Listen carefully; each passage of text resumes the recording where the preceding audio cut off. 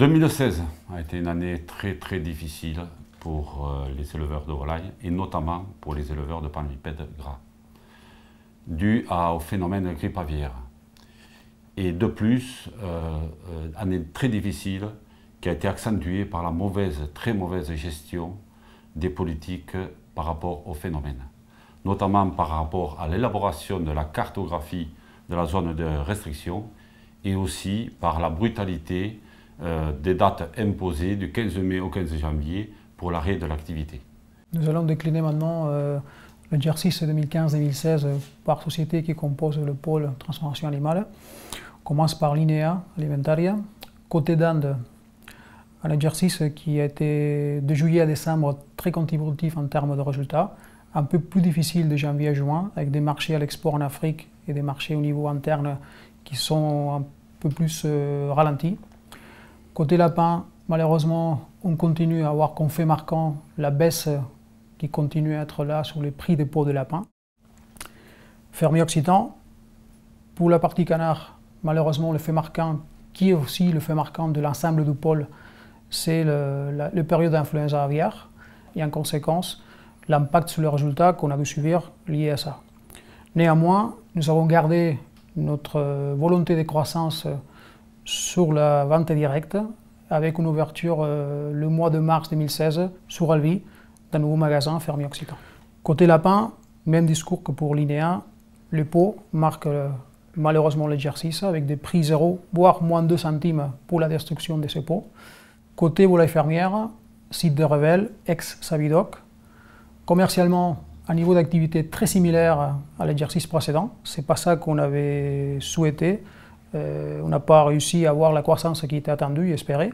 Et enfin, côté Larocque, pareil, influenza aviaire qui marque malheureusement l'exercice.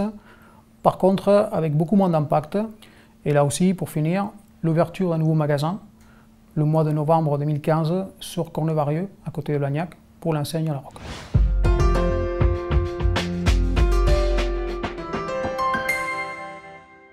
L'effet marquant de cet exercice, et pour les exercices à venir, c'est justement l'investissement dans l'aval qui va être finalisé sous peu, avec ce projet d'assaut qui est l'acquisition de plusieurs sociétés dans l'abattage, la transformation et la vente de produits de viande ovine et bovine.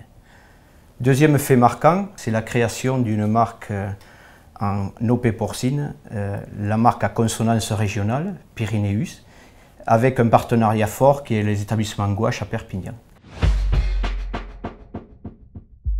Le fait marquant cette année, bien évidemment, ça a été l'investissement ou le redéploiement de moyens sur terrain par rapport à la filière bovine, avec l'arrivée, suite à la fusion de la coopérative Synergie.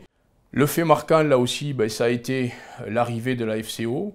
Tant que la fièvre catarrhale ovine n'avait pas gagné notre territoire, nous avions des marchés qui s'étaient ouverts à l'exportation, en particulier sur la Turquie, et qui permettaient de valoriser très bien nos broutards. Ces marchés ont dû être arrêtés, puisque les services vétérinaires nous interdisaient d'exporter. Nous avons produit 350 000 ovins, produit ou mis en marché 350 000 ovins pour le compte de nos adhérents.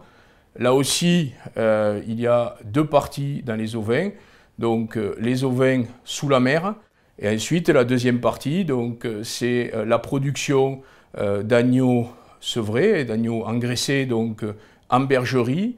Et là, on est toujours sur la même dynamique avec un accroissement de la production. Concernant les productions monogastriques, le fait marquant, ça a été malheureusement l'arrivée du virus de l'influenza aviaire, qui nous a contraints à arrêter la production pendant 16 semaines. En particulier sur la volaille fermière, nous avons produit cette année 550 000 volailles fermières. 95% de cette production se retrouve autour de 3 labels. Le porc, nous avons produit 15 500 porcs charcutiers. Ce porc est abattu essentiellement sur l'Aude et les Pyrénées-Orientales. Sur la nutrition animale, nous avons terminé l'année avec 136 000 tonnes produites et commercialisées, soit l'équivalent de ce que nous avions fait l'année dernière, ce qui est une bonne performance compte tenu de ce qui nous est arrivé sur la filière palmipèdes et volailles de chair. C'est une réelle opportunité pour nos adhérents, pour un retour sur la valeur. Et je crois que demain, ça sécurisera nos productions animales ruminants d'Arteris.